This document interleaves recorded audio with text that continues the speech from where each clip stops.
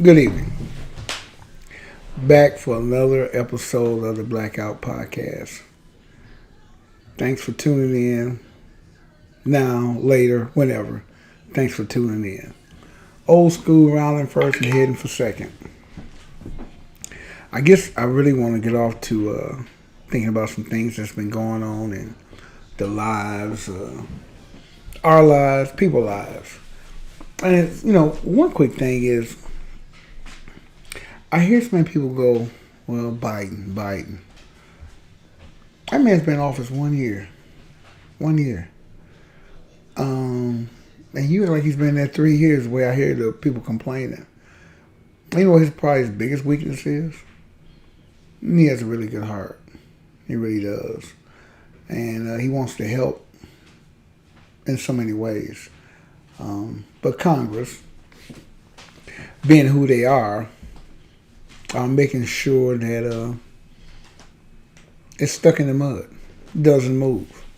So I guess you want to blame him. Well, who else do you blame? Well, you come to learn and understand that things just don't get done without Congress. It just doesn't. It's really amazing that Trump didn't get through more than what he did. All the executive orders he had to put in, and at the time he had a legislation that was Republican, as nasty as they are. And I always think about the black people who tell me there's no difference between the two. That's insulting. It tells me what you got up here. It really does. Because there's any bill signed, whether you like it or not, maybe they didn't say, well, I don't really, it helps me. But the Democrats only try to sign bills to help you. Now, you may not like it because I heard people go, well, they give them too many checks. That's why nobody's not working because of stimulus checks. Oh, they're getting unemployment. Okay, all those things are gone and people still not working. Excuse me. But how do black people hate on each other because they're getting a check from the government? I don't understand it, but I know what it is. I get it. And don't tell me about the debt. I don't want to hear anything about the debt. Trump raised the debt, took it somewhere where it didn't belong. When Bush got in office, there was a surplus. First time I can remember a surplus. Clinton built that up. He exacerbated that, started a fake war.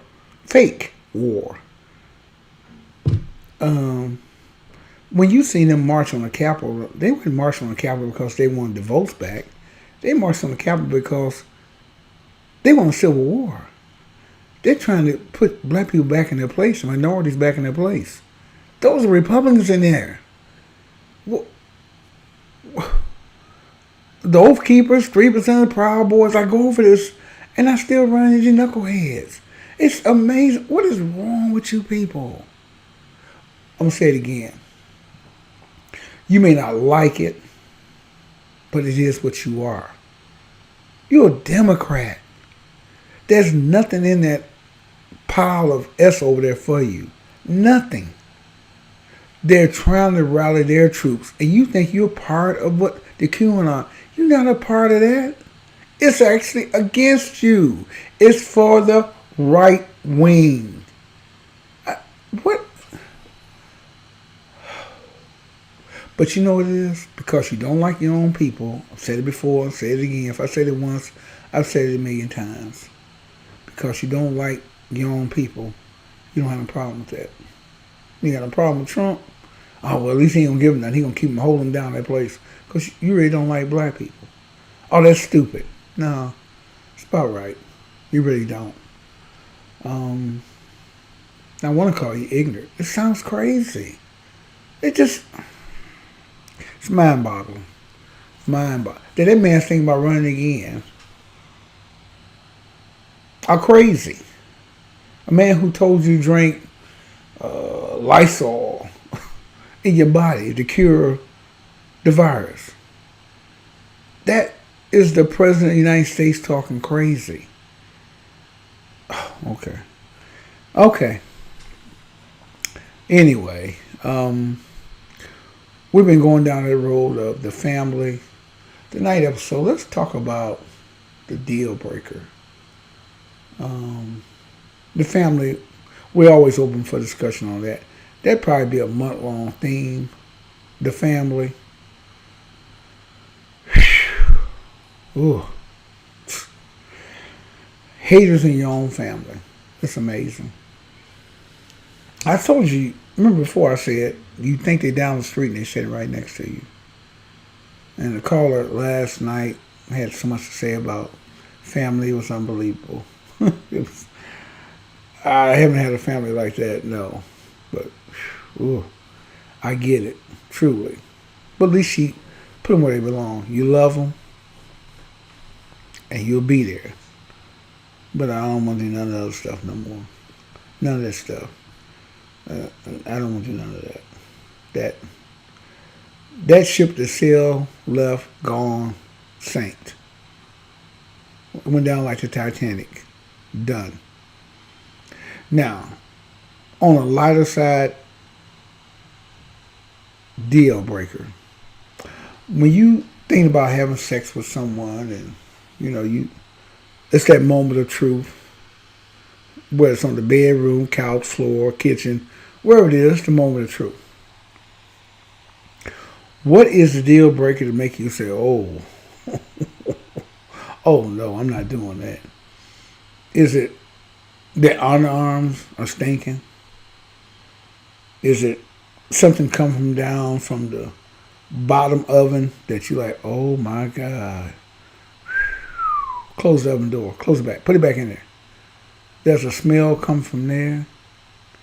Is it, I don't know, their attire, the way they dress that night, their underclothing. What is it that make you say, you know what, I can't go through with this. I don't know. Now for me, if someone came over with a hole in their bra, I don't think that'll stop it. I'm going to tell them about it afterwards, not before. Yeah, they got a hole in their drawers.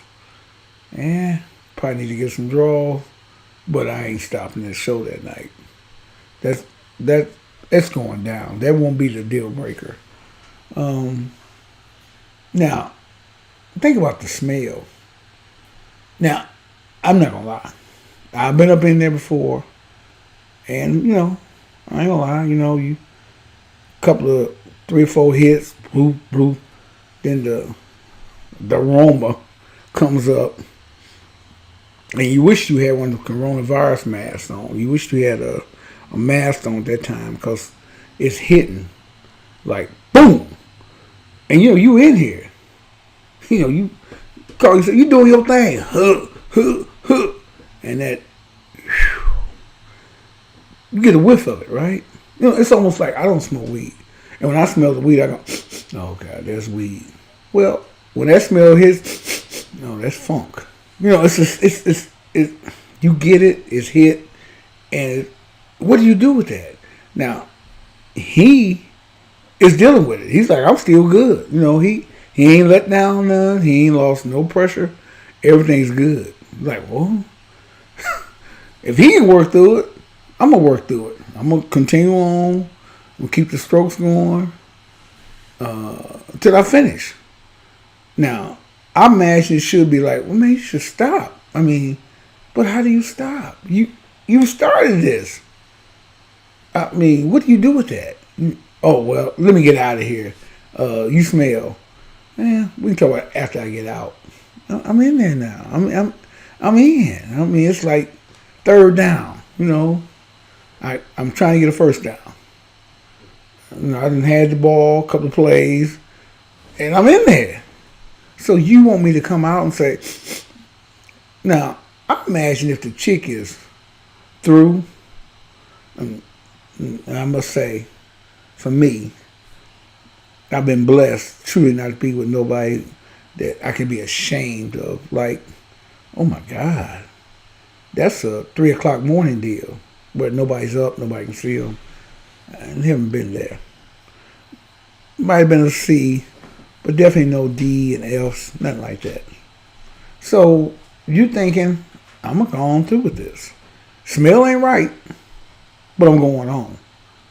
No, I'm going to finish this episode out. I'm going to march on through. Nah, I've been like this before. You hitting it, and you go, they don't see you. You holding your nose. Because, they got their head down on the pillow. So you hitting it and holding your nose. Because you let the nose go, it throw everything off. But you plow right on through. And then when it's over, you say, well, hey, you probably need to take care of that. You need to douche or something. I don't know, but you need something about that. For us to do it again, you need to take care of that. Because if the second time happened, I'm out. So, is that a deal breaker? What about if their feet stink? If she takes off her shoes and, a lot of times, women's feet really don't smell like a man's feet, which is a pretty good thing. But what if she takes off her shoes and, man, her feet stinking? Now, I'm going to tell you, that might be a tough one. Now, you say, well, how can you plow through with that? Because I'm already in there. See, I didn't get that smell from down there till it's like a plunger. You plunge, so you basically drawing the smell up. Well, I didn't smell it till I started plunging in there. But the feet, they just come right out as soon as you take your shoes off. So that might be hard to deal with. That might be a tough one. I don't like smell of that. I don't like raggedy feet. I don't want the toenails all long and like Freddy Krueger on your feet. Like long knives. I don't like that. I don't want to see half of them painted, half of them not chipped up. I don't want to see that. I don't want to see a bunch of rust on you. Man, lotion needed. I don't want to see that. That's just me. That ain't for everybody, but it's just me. Those are deal breakers, I think, for me. Your underarms. Yeah, I've been there before. Man, made it through it, but that was rough too. The underarms cutting. Ooh. Again, these are women.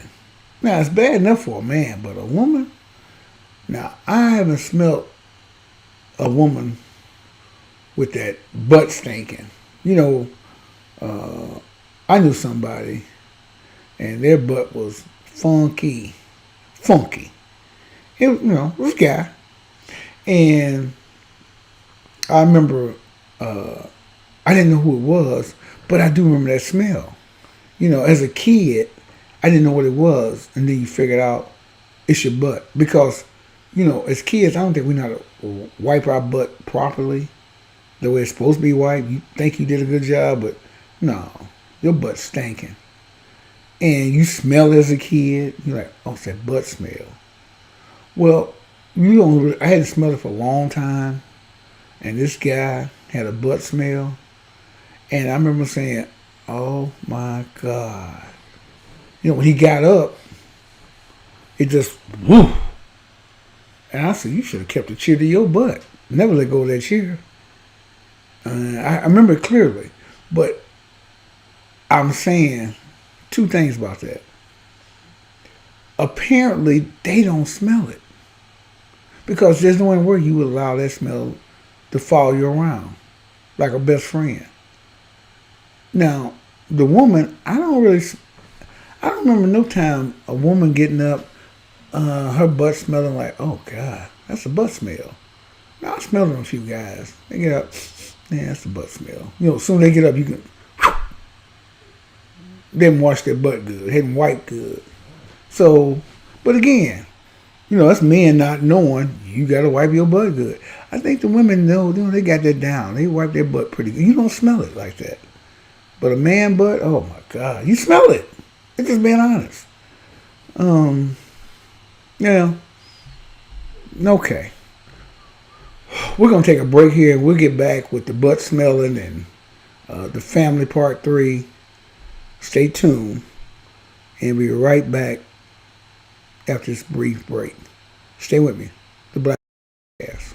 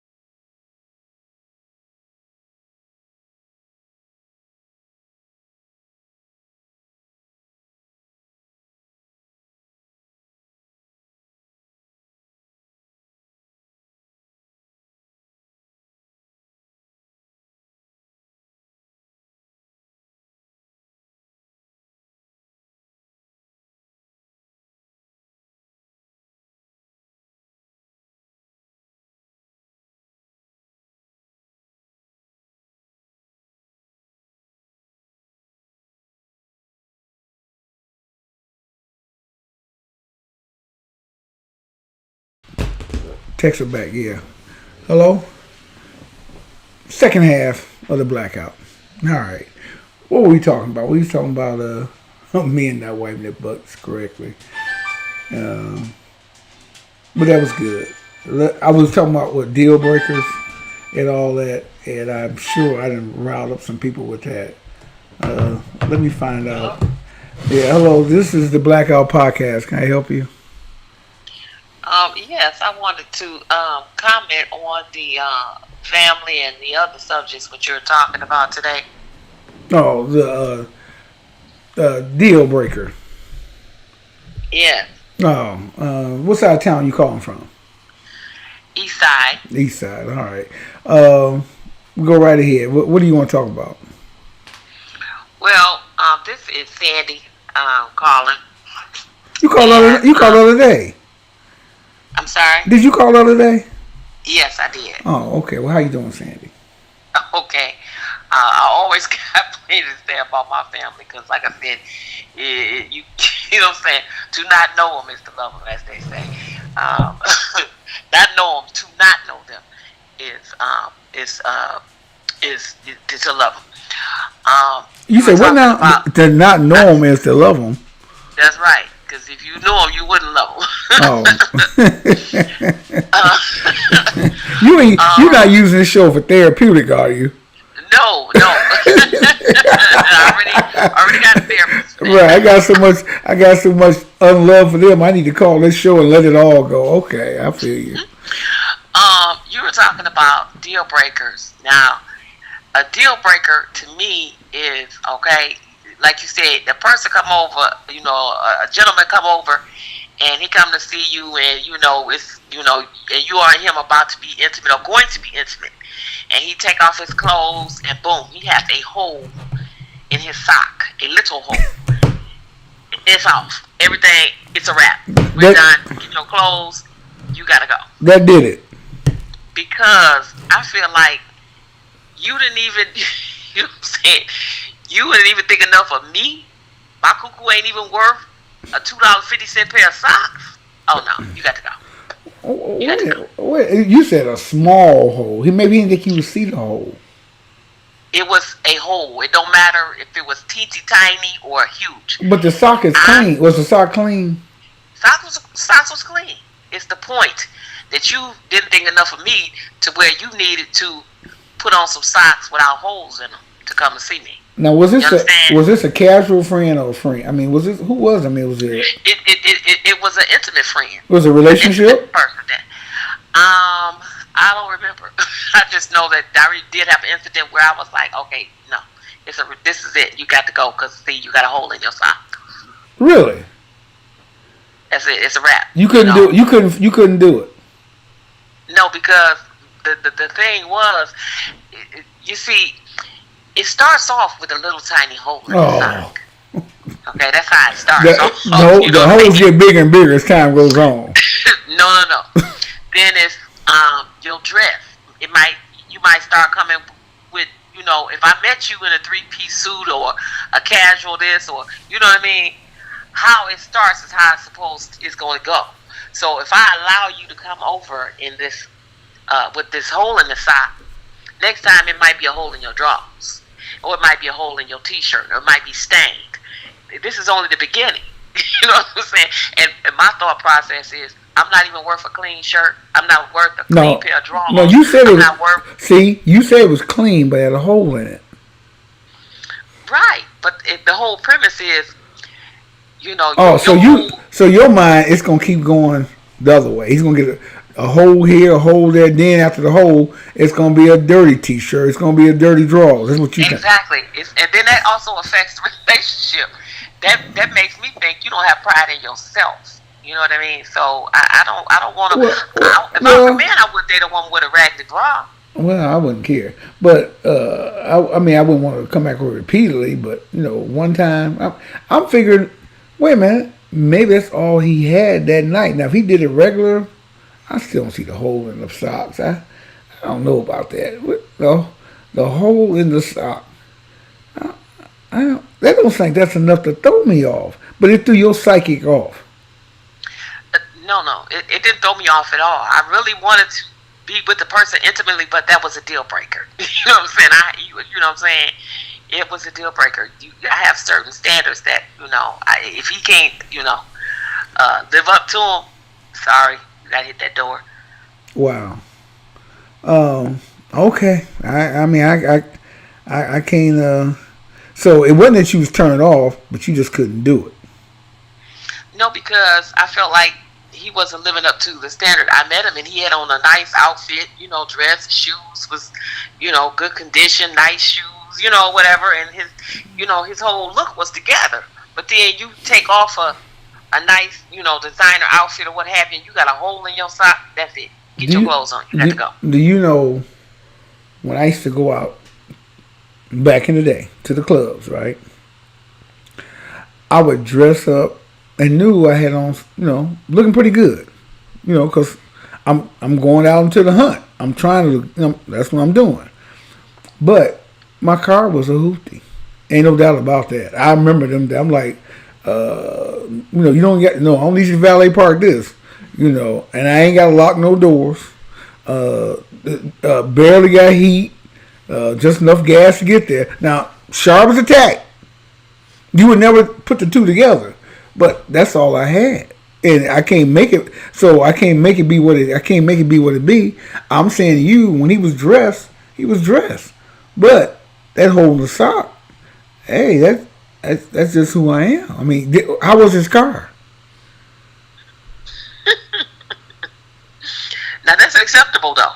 Because everybody, they when they on the come up, you gon', you know what I'm saying, you might have a raggedy car. Okay, he's on the come up. He had a hole. You said a small hole. You didn't say. See, I've had holes in the back of my heel that I had to take and pull, so I can hide the heel and pull the sock down and go on about my business. Now, have I went over somebody's house like that? Probably did.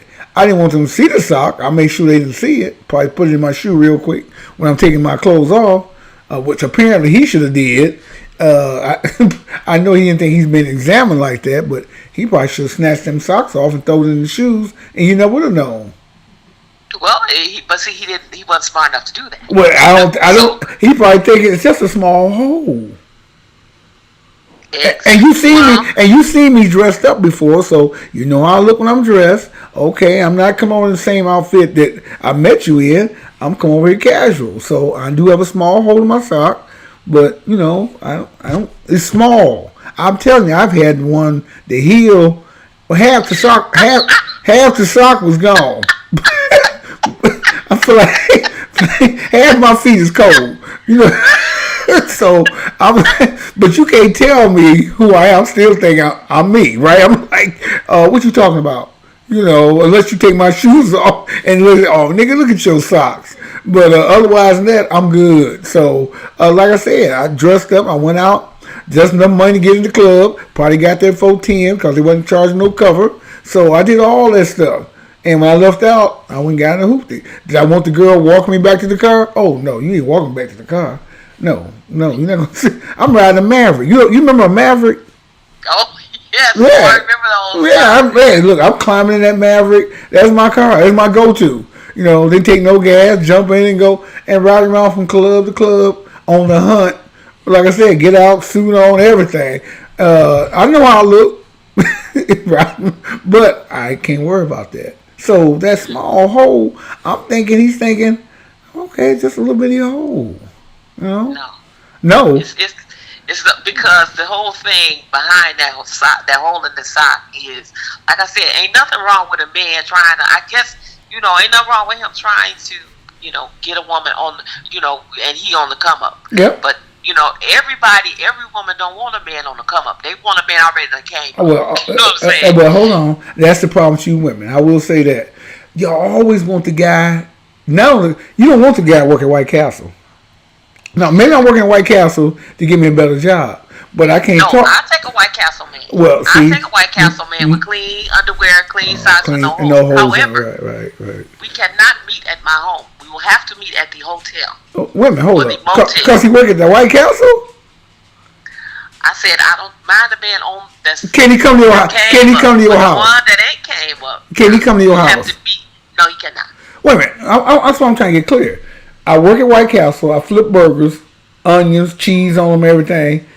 I can't come to your house. No, because you ain't there yet. If I'm there, now we both on the same level. Sure, you come to my house. If we both at that same minimum wage level, you can come to my house. But if I'm higher up than you, if I make more money and I got myself together and I got my own, crib and this and that, and you on the come up, no, you got to meet me at the. Oh, so basically, I'm just a booty call. No. Well, that's. No. I mean, if I can't come to your house, I'm just. I want. Not necessarily so. Well, Not necessarily I can't so. come to your house. No, because simple fact, once you get, because see, it's certain things that you got to, that I realize that, this is how it's got to go until you get yourself together. But I'm not going to tell you that you can't come to my house. I'm going to make all kind of excuses as why you can't come, because I stay with my mama, wow. I live with my sister, this and this and that, so we going to have to meet at the motel until you get yourself together. Then, I got my own place. Oh. So you're going to have to just, you know what I'm saying, you got to kind of play them, to the level a little bit. So let me get this right. You work at the White Castle. He got a house, but he tell you, oh no, until you get a better job, you can't come on here. Men don't do that. But see, I can't speak for everybody. I'm just telling you my preference. But I'm saying, but men don't do it. Men usually like the way the girl look first. I don't care. They can lie and say whatever. It's usually how she look. And they work their way from that. Now, like today's era, they take the bigger girl because, the girl that's cooking sausage with her thighs, they take her because she's going to take care of them. And so they don't care. I'm talking about the younger people, 35 and under. I ain't talking about the older. I'm talking about the younger ones. They take them because they look for them to take care of them. So I get it. But doing normal, the guy would take the girl, how she look. Okay, I already don't have a job. Well, you look good enough. We'll figure it out. That's the way I've known it to be. For it to be something else, which has happened now, more guys looking for the women to take care of them than ever before. So I get the hotel part, especially during this era. But I don't know. I mean, how's the guy going? I mean, you holding him to a different standard based on his financial. What if he's got a good heart? Do you know a guy who's got a rotten heart? If he's making all the money, he don't give you a dime anyway. He make more money, but his heart is not good at all. The guy who work at White Castle got a big heart, trying to do better. It's like to me, he'll be a better catch than the guy who's rotten, running around town, got a good job, but he ain't worth a nickel. That may be true. That may be very true. However, the difference is, though, that guy for White Castle, he can't take you to the places that the guy that's got the good job with the rotten heart. So he may have a rotten heart, but he might can take you to the best concerts, the nicest place to eat. You ain't stuck with him. You know what I mean? You can explore other options. And again, because he's such high demand, he taking some else that I couldn't be with my who's got a rotten heart. It just, I mean, I really had a guy. He's not showing you that side. You're not seeing. Yeah, but you know, and the guy at the White Castle is trying, giving more. You feel his heart is better. Just the things he do, the incentives that he give you. You feel like, wow, he is a good person. Just ain't got no good job. He just gotta get a better job. But the other person, you feel it. You know, he can hide it all he want, but it tells you. It piques his corner. And you like, oh, wow, he is a little selfish. He is, mainstream about himself. I get it. But like I said, they'll put up with him. I think, like I said, I've talked on the show before. Then what does it come down to now? The guy with the good heart wants to be, the guy, good heart. And the guy with the rotten heart is making more money. So does it come down to the bedroom now? Because whoever's better in the bedroom, if they get there, do you decide, well, the guy with the good heart, he is pretty good in bed, but he don't make enough money. The guy who's making money and pretty good is just okay in the bedroom. And you say, well, I'm going to keep him around even though he's just okay. Because he makes more, I can see a brighter future with him. You agree with that? I would keep them both around. You know what I'm saying? I'd have a pair and a spare. Cake and ice cream. That's it. I'd have a pair and a spare because the one with the rotten heart might mess up. So I gotta have somebody to pick up the slack. Okay. I'm not. I mean, as a man, I appreciate it. I don't like it, but I do like it, and I do agree with it. I do. I think you're supposed to figure it out, and till you figure it out, you don't dump nothing because you just never know. Exactly. I agree. And that's what men do. They might have a couple of women on their arm, whatever. Until they figure it out. Until they figured out, well, I really do like this one, Minnie. I like Minnie, but Sandy or Barb, she this, she that. Okay, well, I don't know. I'm gonna stick with Minnie for a minute. I'm gonna hold on to Barb for a minute, and then when I see how they go and how it goes, and then which one, right? I think better. Boom, I'm sticking with Minnie. You know what I mean? So it's the same thing with women. We have to keep our options open because we don't want to be stuck with a sad sack. Well, I said sack. I do think they are doing it more these days than ever before. I don't know how they're getting away with it, but they are doing it. I give you that. I bring that back to because I never seen so many men crying before in my life. They cried to a woman used to cry. That was her get out of jail card. You got her trapped. Whatever's going on, you got her hemmed up. Here come the tears. And you're like, well, she started crying. Whatever. You got her trapped. But then she go to her get out of jail card. She starts crying. And you let them go. Well, the guys these days, man, I see them.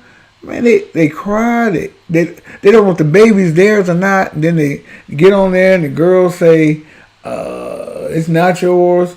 And he starts crying. I'm like, well, she just gave you a break. Apparently, there was some other things going on. So if it's not yours, you should be like, well, hallelujah. At least I know now. You gave, I took an L and it was a small L. But they started crying. I really wanted the baby. I said, man, you're a young guy. You act like life is over. I never seen so much crying from these guys. I never seen so many shows where the girl go, when I get back home, I'm putting your A out. I'm like, oh, the guy that moved in with the girl. when I grew up, they wasn't doing that. The girls moved. All the girls moving in with the guys. Now the guys are moving in with the girls. Wait a minute. It's sad, but that's just the Changing truth. times. Yeah, Changing and not times. for the better. Not for the better. It's taking the M out of the man. It is. It's taking the M out of the They man. wearing the panties They now. They wearing wearing the the panties. paint. Turn that M upside down, and you got what they becoming, a woman. Uh, but yeah, anything else? Now, what you say? You touched on the deal breaker. What was the other thing? Oh, you talked about you got anything to say about your family? No, I'm gonna tell you another story about my family. I had it's always a money issue with them. Now I had left a job and they had cashed out my sick time and vacation time.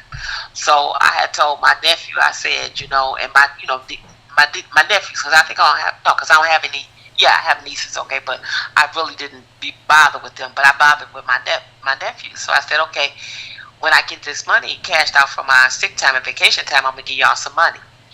So when I got the check, I cashed it, called my nephew. I said, yeah, come and get some money. I got that money I told you about. So I gave him $200. I said, here goes some money, because I told you when I get this money, I'm gonna give you some money. So I gave him 200. I said, call your brother, and don't tell him why I want him to, call me back. Tell him to call me. Don't tell him I want to give him some money. Just tell your brother I said, to call me. So now, mind you, I gave my nephew $200, no strings attached. Just you go do what you want to do with. The very next day, he calls me. Yeah, I want to borrow $150. I said, let me get this straight. I gave you $200. Yes, no. He called me 3 days later and asked to borrow $150. I said, I gave you $200 just on general principle, GP. I gave you $200. Now you call me 3 days later and asked to borrow $150. Well, yeah, I spent that. I bought an outfit and now I need some money to go out with, and I'm gonna pay you that back. I said, really? See, you can't even be a gift horse. You don't look me in the mouth. I can't even. You know what I'm saying? I can't even be a gift horse now. Really? I'm like, this is crazy. But it's always a money issue.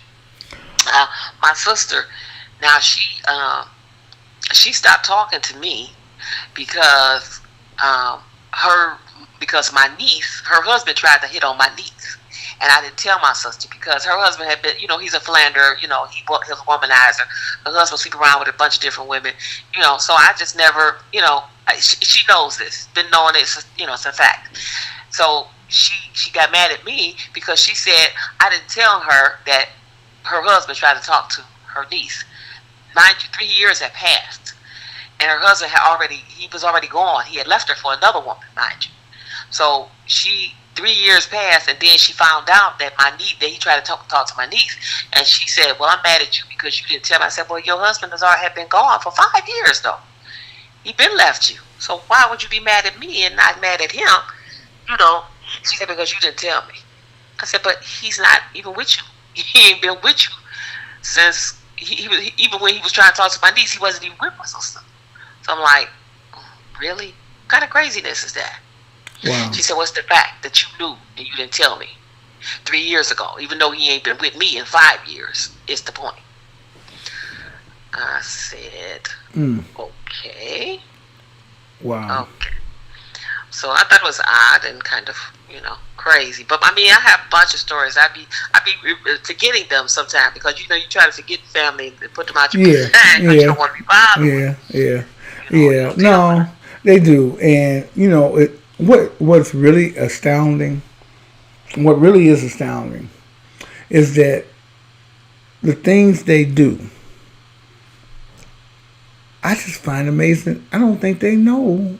I think they must not know what they're doing. It must be. I got a text the other day, and it said, "Well, look in the mirror." Basically, like, what did you see when you look in the mirror? Are you looking at yourself? Now, I'm thinking, you still not even holding yourself accountable for nothing. You think it's always somebody else. How about Mister, it's you. It's you. And I find it amazing that I just find it amazing that they don't take accountability for nothing they do. And to me, if the head of the household won't take accountability, then the whole house is going to be the same way. Because you're the one raising them. Right. If you can't step up and say, "Hey, listen, that's my fault. I'm wrong. I'm sorry." What? That's simple. I'm wrong. I'm sorry. It don't mean no less of you. It don't mean nothing. It really shows that you being a man and a leader. But to never hold yourself accountable, well then why wouldn't everybody else do the same thing you're doing? I just find it. Oh God, you. But when a person says that they're sorry, that means that they didn't mean it. When you say you're sorry, that means you didn't mean it. So if you don't say you're sorry, that means you mean it, and it is what it is. No, well, see, that's what I've been trying to figure out. Uh, well, some people don't say they're sorry because that's just not who they are. They said it's hard for them to say they're sorry. I just talked to a friend, and I said, "Well, you don't admit you're wrong, and you can't say you're sorry." And they said, "No, it's hard for me to say I'm sorry." I'm like, "Wow." They told me that, and I'm like, "Wow, okay, all right." So I guess you're right. They don't think they're wrong. They don't think they're sorry, and they don't think them kind of go together. If I don't think I'm wrong, how can I be sorry if I don't think I'm wrong? I haven't done nothing wrong. Yeah, I guess they kind of go together. I'm learning this part of it myself. It's a new facet that I just don't understand. I don't, and that because we never write about anything we say or do. And at some point, it's always good to say, "Hey, whoa, you're right. You're absolutely right. My fault. My bad. My apologies." It's hard to hear that. And some things that I remember, I had a nephew call me a liar, man, and said I was lying. I had to digest that because I wanted to knock his head into the next room, but I had to digest that. I just had to. I just don't. I can't imagine calling my uncle a liar or say he's lying. I just can't imagine. Even if I thought he was, I'm like, well, we disagree. I'm not gonna. I'm not gonna call you a liar or lying. I'm just too much respect for me to do that. I just don't understand that. And wasn't held accountable for it. And I'm like, wow, there's no accountability on that. Amazing to me. Amazing. But that's because you came from a different era too. Back in the day, parents, you couldn't say your parents was lying. Oh, No grown no, I couldn't say nobody. I couldn't say nobody was lying. Wait a minute. That's right. You got the smack. Right. Let's keep it real. That's a cuss word. Yeah. Yeah. A lie was a cuss word. Yeah. Hold on. I had to say you tell the story. I couldn't lie. Was like, what? Don't you say lie? So I couldn't even say lie. And that's why I told you it hit me. And mind you, this nephew I was cool with. I didn't have a problem with him. I always try to be there for him when he called. Try to treat him like better than an uncle's supposed to. I should treat him even better. I always say I could have did even more. Should have did more. But I do know I was there for you as an uncle. So when they said that, I'm like, wow, that's really amazing. Huh. Well, and again, because the head of the household allows you to say that. I got it. You grown. But there's certain things just not going to happen. I'm not going to stand there and let minds get away with calling his uncle and auntie a liar and not apologize. It's just not going to happen. It just ain't going to happen. And I got boys. It's just not going to happen. So, but it's okay. This is, again, I said, a new beginning for 22, and it is. I'm looking forward to the things I got going on, the kids, marriage and stuff. Just good stuff going on. So, at a good place right now. And maybe I'm using this show as therapeutic, right? I keep saying, right? I'm therapeutic in myself. I'm my own therapist. So, but yeah, I probably am. But anyway, That's it, Sandy. Anything else going on with you? Nope. Trying to stay warm in this cold weather. I like this weather just like this. I can't stand for it to be too hot. This is, man, this is just right. Um, yeah, this is just right. This is good weather to me. Um, yeah, because all you gotta do is put something on and you be good. That's it, huh? Say a Yeah, coat and you all right. Go yeah. back See, on the and you know what? People cry. You walk from the car to your house. You walk from your house to the car. What will take you 8 minutes for the car is warm. Okay, it's all over. Then you get out and walk somebody's house. It ain't got to warm up. Or you walk back to your house. It's warm. It's only what 5 to 7 minutes that you cold. I can understand it. Like, man, I was cold for an hour. Man, you was cold 5 to 8 minutes before your car got warm, and it's all over. It's over. And if you got an automatic starter, you get in the car, you warm. You come out of the car, you go to the house, you warm. I don't understand it, but it's just so cold. I just don't know what I'm doing. When it's 90 degrees, 95, 100, I ain't going outside. I don't want to go. I don't want to be at no picnic. It's too hot, and I can't do nothing about that. So I don't. It just. I guess it's just people. I don't know. I don't know. I got to spend a few minutes, Sandy, wrapping this show up. Now I want to talk about Martin Luther King before I get off the air. But I do appreciate you calling in. Stay faithful, tuning in, and keep innovating, keep calling here. We're gonna work through this family thing, and we'll come up with another subject. Was it next Sunday night? We'll be back live. So we look forward to then, and like I said, stay safe and warm. All right. Have a good night. Thanks for calling. Have a good night. Bye bye. Bye. Yes, appreciate Sandy calling in. She called in last night. I had good stories. Good story. The hole in the sock. But anyway, Martin Luther King is funny. I probably should talk about it more. That's probably why I got into the first part of the show, discussing that. The things that today you just don't give a hoot about. Your voting rights, your civil rights. That man laid down his life for that.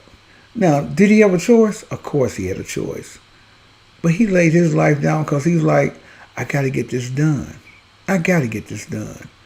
And for black people to piss on it, voting for a party that cares. When Lyndon Baines Johnson signed that Civil Rights and Voting Rights Act, that was the last time white men voted for Democrats. Do you see the correlation? When he signed that bill, that's the last time the white majority of men voted for Democrats. Why do you think the two kind of simultaneously work together? Because they were done. They went to Republicans. Because how dare you give the minority, black people, a free thing to vote, a right to vote, and Civil Rights Act. Not to mention, he put Thurgood Marshall up there. Let me just take sheets off the bed. That's more than my black president did. My black president put in a minority. He should put a black person up in there. It was a no. It's not. Clarence Thomas is the typical Oreo cookie. Double on the inside. Double white on the inside. They got some Oreo cookies got that double white on the inside. Him and Ben Carson, double white on the inside. That's not black. It's not even. That's nothing to look at. It's nothing. Thurgood Marshall was a true black person. Lyndon Johnson put him in there. He came from Texas with that southern drawl. When I hear him go, oh God. But he signed more good stuff and did. When they marched on Selma, when they went crazy, the movie they made when Martin Luther King was crossing the bridge and when white people went crazy on him, he said, America, we shall overcome. Trying to unite America.